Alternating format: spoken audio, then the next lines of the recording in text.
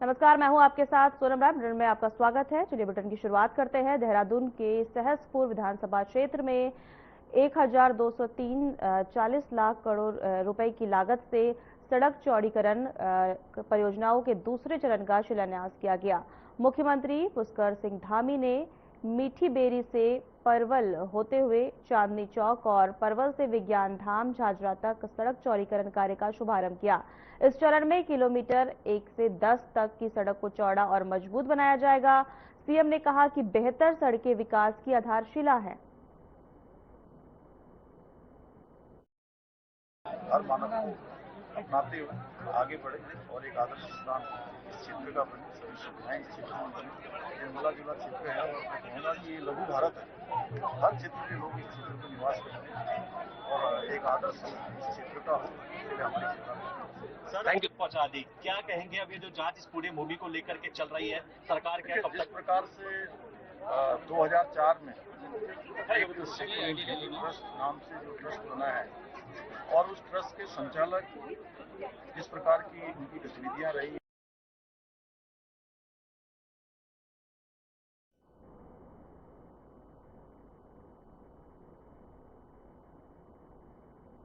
Laldhang Chillarkhal road के निर्माण को लेकर उच्चतम न्यायालय का महत्वपूर्ण आदेश कोटद्वार के पक्ष में आया है। आपको बता दें कि जिससे कि अब इस सामरिक दृष्टि से महत्वपूर्ण सड़क के निर्माण मार्ग अब पूरी तरह प्रशस्त हो गया है। तो वहीं इस निर्णय पर प्रतिक्रिया देते हुए उत्तराखंड विधानसभा अध्यक्ष और कोटद्वार विधायक रितु खंडूरी ने इसे कानूनी जीत और कोटद्वार के आसपास के क्षेत्र की विकास की दिशा में ऐतिहासिक उपलब्धि बताया है। साथ ही इस दौरान उन्होंने मुख्यमंत्री पुष्कर सिंह धामी, गढ़वाल सांसद अनिल बलूनी, कोटद्वार की जागरूक जनता और संघर्ष में सहयोग देने वालों का आभार व्यक्त किया।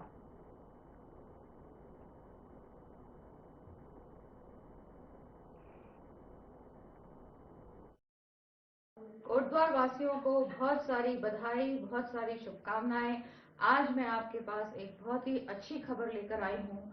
लालढांग चिल्लरखाल माननीय सुप्रीम कोर्ट ने आज उसको आदेशित कर दिया है। उस रोड के लिए परमिशन हमको मिल गई है। उस रोड को बनाने के लिए मैं अपने मुख्यमंत्री आदरणीय धामी जी को, अपने एमपी सांसद अनिल बलूनी जी को और अपने अफसरान को, सभी को बहुत बहुत धन्यवाद देती हूँ। साथ ही साथ मैं मेंशन करना चाहूंगी जो हमारे वकील थे, एआरओ जो थे हमारे दिल्ली में, उनको भी मैं बहुत बहुत धन्यवाद देती हूँ।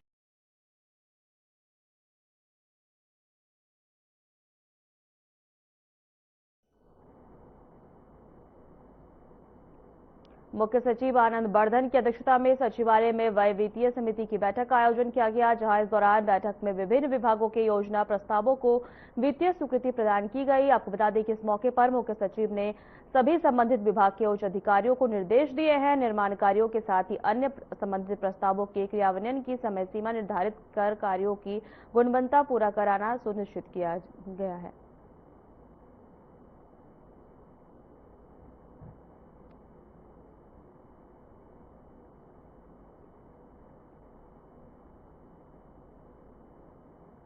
देहरादून में बीजेपी प्रदेश महामंत्री कुंदन परिहार ने जानकारी दी कि 14 फरवरी को पार्टी के राष्ट्रीय अध्यक्ष जगत प्रकाश नड्डा उत्तराखंड दौरे पर आएंगे। इस दौरान वे भाजपा के कोर ग्रुप की अहम बैठक लेंगे। प्रदेश नेतृत्व में सभी सदस्यों को आमंत्रित कर दिया गया है। बैठक में संगठनात्मक कार्यक्रमों, चुनावी रणनीति और सरकार संगठन समन्वय पर मंथन होने की संभावना है। नड्डा का यह दौरा प्रदेश संगठन के लिए महत्वपूर्ण माना जा रहा है।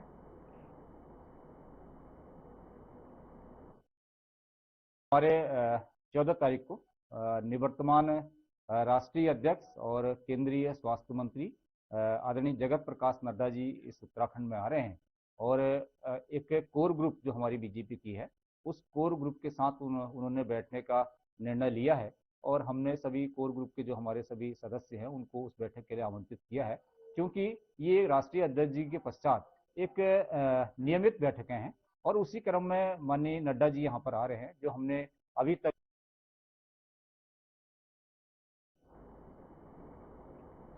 तिब्बत मार्केट में अर्जुन शर्मा की हत्या का मामला सामने आया है। इस वक्त की बड़ी खबर आपको बता दें, हत्या प्रॉपर्टी विवाद को लेकर हुई है। 14 करोड़ से जुड़ी 2 आरोपी मुठभेड़ में घायल हुए हैं और गिरफ्तार भी। वहीं मृतक की मां और सहयोगी भी गिरफ्तार हुए हैं। पुलिस ने तमंचे, स्कूटी और सबूत बरामद किए हैं। इस वक्त की बड़ी खबर आपको बता दें, तिब्बत मार्केट में अर्जुन शर्मा की हत्या हुई है।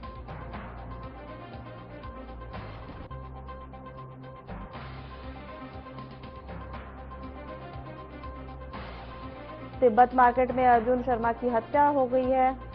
हत्या प्रॉपर्टी विवाद को लेकर हुई है, जो 14 करोड़ से जुड़े मामले को लेकर है। वहीं मृतक की मां और सहयोगी भी गिरफ्तार हुई है। उनकी पुलिस ने तमंचे, स्कूटी बरामद कर लिए हैं।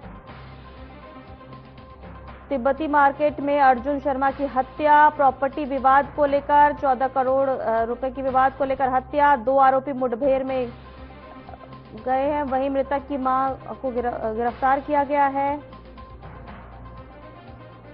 तिब्बती मार्केट में अर्जुन शर्मा की हत्या, प्रॉपर्टी विवाद और 14 करोड़ से जुड़ी बात को लेकर विवाद हुआ था। मृतक की मां और सहयोगी भी गिरफ्तार है।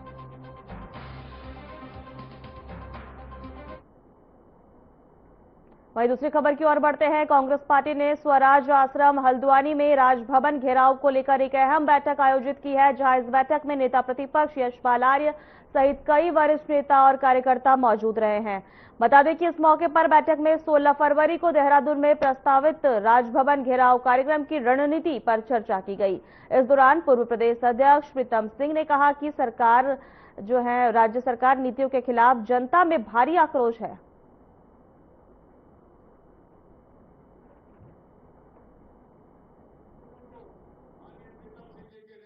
सरकार के संरक्षण में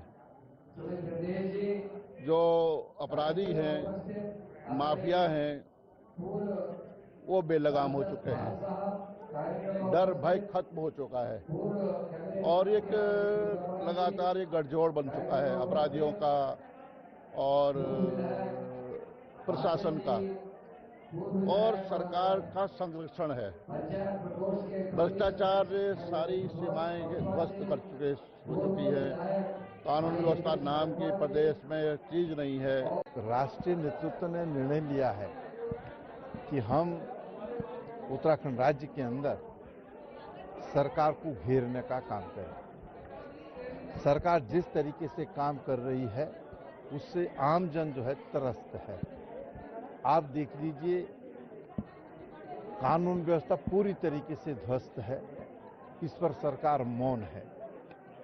भ्रष्टाचार चरम पर है, इस पर भी धामी सरकार मौन है। नौजवान सड़कों में है, किसान आत्महत्या कर रहा है, किसान सड़कों पर है। देखिए ना भूतो ना भविष्य, ऐसा प्रदर्शन देहरादून में होने वाला है। आज तक जो आप लोगों ने देखा नहीं होगा, उससे भारी संख्या वहां पे देहरादून पहुंचने वाली है और इस सरकार को हिलाने का और जनता का जो अपार दर्द है उसका इजहार बयान करने के लिए हम सब लोग वहां पहुंचे। भारी तादाद में लोग पहुंच रहे हैं। सारे नेता हमारे वरिष्ठ जो हैं सब एकजुट हैं। और जिस तरीके से आज काश्तकार किसान परेशान है, व्यापारी परेशान है, महिला अपराध में हम आज 9 हिमालय राज्यों में पहले स्थान पर चले गए। आखिर कितनी अंकिता है? अंकिता भंडारी के अलावा ममता जोशी बहुगुणा, पिंकी, संतरेसा की वो दलित बच्ची 14 साल की, उसके अलावा आईएसबीटी में 13 साल की बच्ची का बलात्कार, नैनीताल में बलात्कार, चंपावत में बलात्कार और सल्ट में बलात्कार, और ये सारी जो बेटियां हैं ये इसमें कहीं ना कहीं बीजेपी के लोग संलिप्त हैं। तो ये आखिर धामी कर क्या रहा, डबल इंजन कर क्या रहा?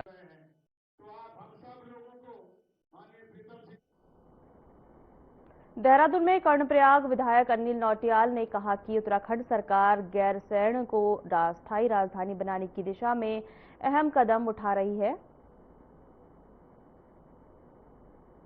वहीं मुख्यमंत्री पुष्कर सिंह धामी की अगली आम बजट प्रस्तुति भी गैरसैंण स्थित विधानसभा में होने वाली है। विधायक ने बताया है कि बीजेपी सरकार लगातार गैरसैंण विकास प्राधिकरण के माध्यम से विभिन्न विकास कार्यों को पूरा कर रही है।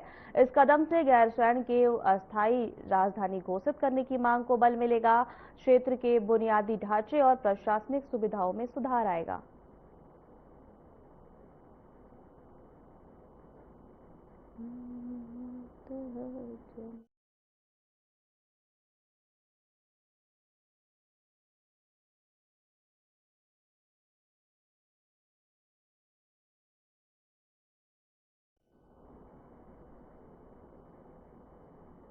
एक बार आपको फिर से बता दें, कर्णप्रयाग के विधायक ने गैरसैंण को राजधानी बनाने का जो है बात कही है। वही गैरसैंण में धामी सरकार का आम बजट पेश किया गया है। विधायक ने विकास कार्यों का उल्लेख किया है।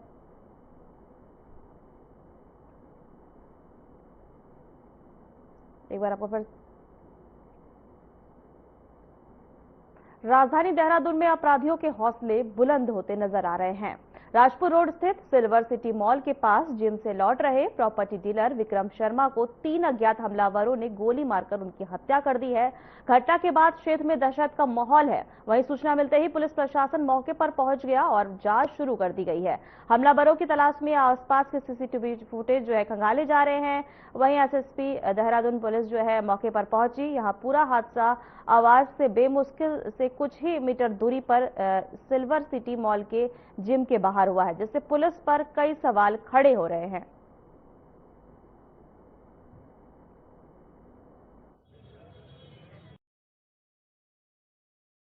जिम करने यहाँ पर एक व्यक्ति आते हैं, प्रातः की बात है 10:15 बजे की, और इनका नाम विक्रम शर्मा पता चला है। तो यहाँ जिम करने आते थे और जिम करके लौट रहे थे, तो यहाँ पर 2 अज्ञात लोगों ने उन पर गोली चलाई है, जिससे इनकी मृत्यु हुई है। बाकी अन्य जानकारी उनके बारे में उनके परिजनों से की जा रही है।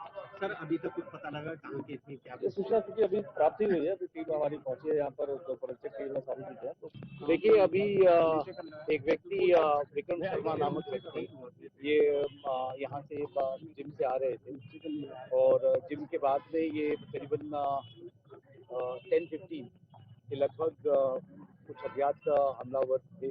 उन्होंने उनको गोली मार दी और अनफॉर्चुनेटली उनकी डेथ हो गई है।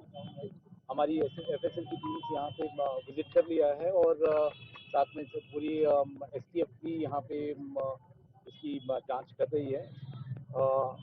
शहर में हमने नाकेबंदी कर ली है।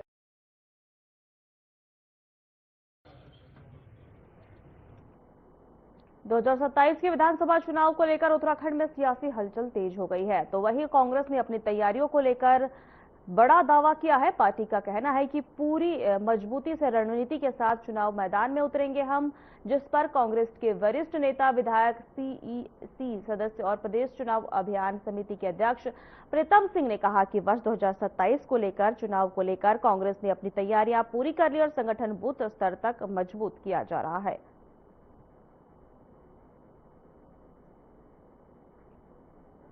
जो ने पूजा लेकर के कांग्रेस पूरी तरीके से तैयार है। हम पूरी मजबूती के साथ चुनाव लड़ने का काम करेंगे और मुझे लगता है कि उत्तराखंड के आम जन जो है आज कांग्रेस की ओर देखने का काम कर रही है और ये हमारा दायित्व बनता है कि हम जन भावनाओं पर खरे उतरने का काम करें। हम जवाब देते हैं, लेकिन आपने जो नहीं पूछा हमने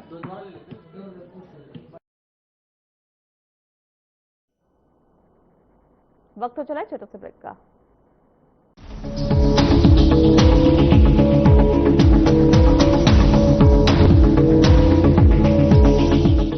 क्या आप दुबले पतले कमजोर हैं? आपकी सेहत नहीं बनती, भूख कम लगती है, वजन नहीं बढ़ता? दरअसल मेन बात खाना पीना खाना नहीं है, मेन बात है खाया पिया लगना। और अगर खाया पिया लगेगा ही नहीं तो आपकी सेहत बनेगी कैसे? इसलिए हमारी संस्था सन्यासी आयुर्वेदा ने एक ऐसी दवा का निर्माण किया है जो कि आपके लिवर, आपके पाचन तंत्र को दुरुस्त करने का काम करती है, ताकि आप जो भी खाएं उसका पूरे का पूरा निचोड़ आपके शरीर को लगे, आपकी भूख बढ़े, खाया पिया सही से लगे, नया खून बने, हड्डियों में जान आए, वजन बढ़े और आप मोटे तगड़े खूबसूरत पर्सनैलिटी के मालिक बन जाए। सिर्फ 655 रुपए की पूरे 1 महीने की दवा होती है और आप इसे घर बैठे 01145454545 पर फोन करके दवा मंगवा सकते हैं। अब भी मजा आएगा ना वीडियो। पेट दबा, रोग दबा, सबको पता, फिर तुझको नहीं क्यों पता? अरे पेट दबा, रोग दबा, एक ही जगह।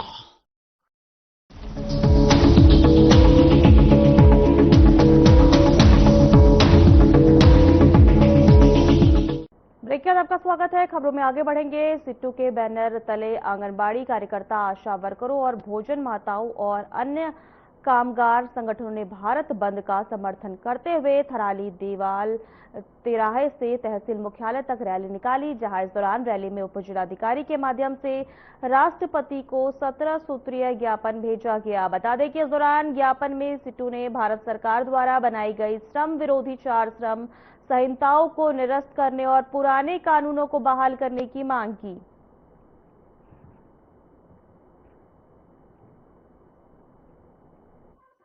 केंद्र की मोदी सरकार ने आपदा में अवसर के नाम पर जो ये 3 संहिताएं, क्योंकि वेतन संहिता तो पहले बन गई थी, आपदा के दौरान ये 3 संहिताएं बनाई और मजदूरों के व्यापक प्रतिरोध के कारण वो लागू नहीं थी। अभी बिहार चुनाव के बाद केंद्र की मोदी सरकार ने ये तीनों मजदूर विरोधी कानून 21 नवंबर 2025 को लागू कर दिए हैं, जो अप्रैल 2026 से लागू हो जाएंगे। और यहाँ पे हमने अपनी आंगनबाड़ी की कई समस्याएं रखी है। सबसे पहली समस्या तो है कि हमारा वेतन मांग बढ़ोतरी हो, साथ में हमें राज्य कर्मचारी घोषित किया जाए। और आजकल जो ये आंगनबाड़ी में ये बाल पोषाहार दिया जाता है, उसे हमारे लाभार्थी कोई भी लेने को तैयार नहीं है। वो कहते हैं कि 3 महीने में वो पोषाहार दिया जाता है और पहुंचने तक उसकी डेट खत्म हो जाती है। साथ में यहाँ पे हमारा जो ये फेस कैचर होता है, उस पे फेस कैचर में हम लोग बहुत ज्यादा परेशान हैं, क्योंकि जब फर्स्ट लाभार्थी वो हमें पता है कि वो लाभार्थी हमारा है।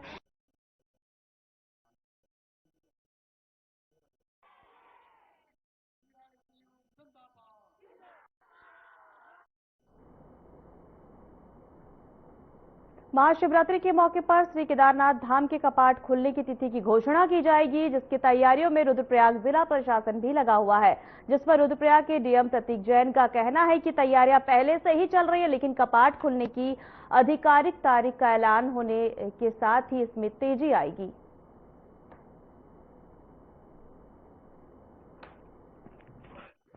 जी बिल्कुल, जनपद में मैं देख रहा हूँ सभी लोगों में और सभी जो केदारनाथ जी यात्रा से जुड़े सभी स्टेक होल्डर्स हैं, उनमें यात्रा को लेके बहुत उत्साह है। और सब आगामी महाशिवरात्रि के दिन भी हम सब जानते हैं कि केदारनाथ जी टेम्पल ओपनिंग की ऑफिशियल डेट डिक्लेयर होने वाली है। तो प्रशासन भी इसके लिए बहुत सक्रिय है, बहुत उत्साहपूर्ण है, सभी अधिकारीगण।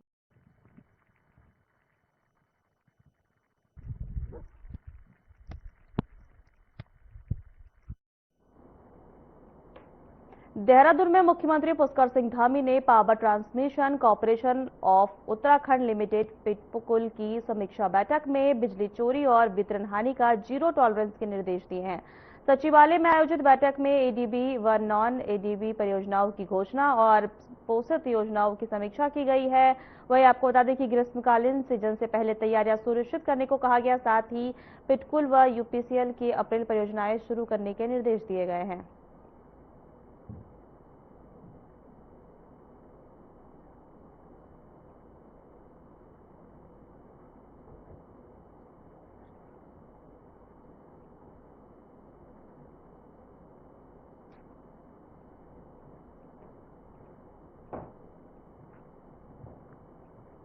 महाशिवरात्रि के पावन अवसर पर उत्तरकाशी जिले के प्रसिद्ध लाखा मंडल प्राचीन शिव मंदिर को भव्य रूप से सजाया जाएगा। मंदिर समिति की ओर से विशेष तैयारियां की जा रही है। देश भर में श्रद्धालुओं के यहां पहुंचने की संभावना है। मान्यता है कि इस मंदिर का संबंध पांडवों से रहा है।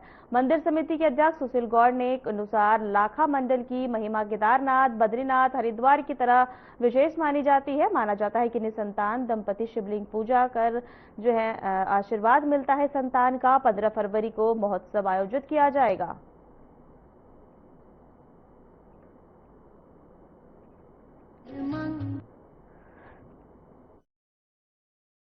मैं लाखा मंडल शिव मंदिर का अध्यक्ष हूँ, वहाँ पे सुशील गौड़ मेरा नाम है। और वह जिस जैसी महत्ता केदार बद्री की है और हरिद्वार की, वैसी वहाँ की भी है।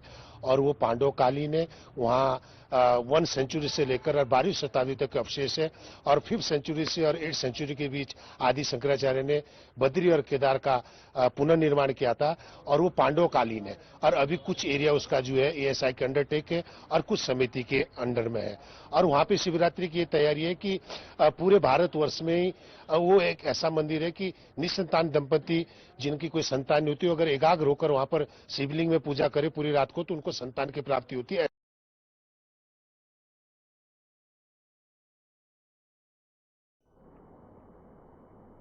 फिलहाल हमारे खास बुलेटिन में इतना ही। नमस्कार।